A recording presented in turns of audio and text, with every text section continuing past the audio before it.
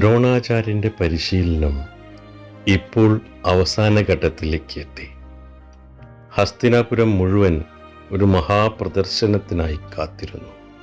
രാജകുമാരന്മാർ പഠിച്ച യുദ്ധകലകൾ ലോകത്തിന് മുന്നിൽ തെളിയിക്കേണ്ട ദിവസം.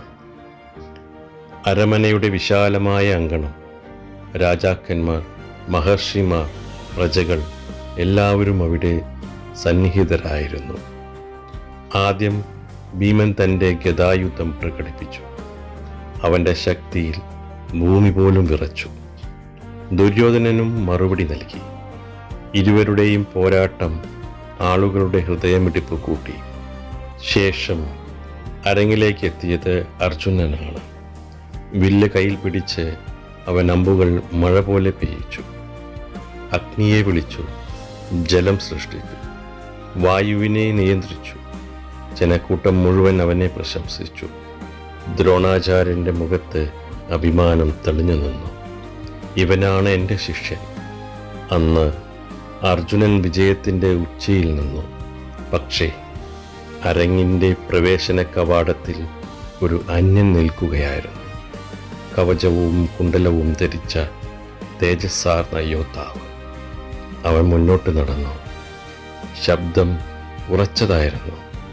അർജുനൻ ചെയ്തത് എനിക്കും ചെയ്യാം. എല്ലാവരും അവനെ നോക്കി. അവൻ കർണൻ. കർണൻ വില്ലെടുത്തു. അർജുനൻ ചെയ്ത ഓരോ പ്രകടനവും അവൻ അതേ കൃത്യതയിൽ ആവർത്തിച്ചു. അരങ്ങ് നിശബ്ദമായി. അർജുനൻ്റെ കണ്ണുകളിൽ വെല്ലുവിളി തെളിഞ്ഞു. നീ ആരാണ്? കൃപാചാര്യൻ ചോദിച്ചു. ഒരു രാജകുമാരനോട് പോരാടാൻ നിന്റെ വംശം പറയണം. കർണൻ മൗനമായി നിന്നു. കാരണം അവൻ അറിയപ്പെട്ടത് ഒരു സാരഥിയുടെ മകനായിട്ടാണ്. അവൻ്റെ കഴിവ് വലുതായിരുന്നെങ്കിലും ജനനം അവനെ താഴെ ഇറക്കി. അവിടെ അവൻ്റെ തല കുനിഞ്ഞു. ജനക്കൂട്ടം ചിരിച്ചു. അപ്പോൾ ഒരു ശബ്ദമുയർന്നു. ദുര്യോധനൻ. അവൻ മുന്നോട്ട് വന്ന് കർണൻ്റെ കൈ പിടിച്ചിട്ട്, വീരതയ്ക്ക് വംശമില്ല, അവൻ പ്രഖ്യാപിച്ചു.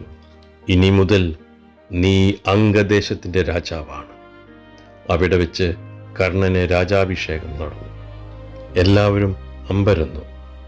അവൻ്റെ കണ്ണുകളിൽ കണ്ണീർ നിറഞ്ഞു.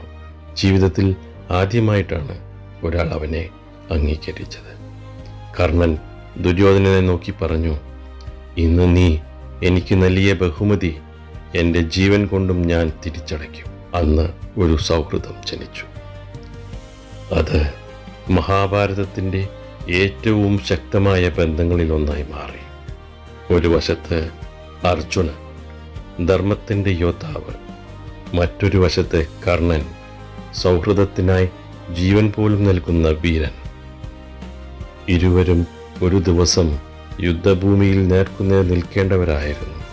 പക്ഷേ അവർക്കിടയിലെ സത്യം ഇനിയും മറഞ്ഞു കിടക്കുകയായിരുന്നു.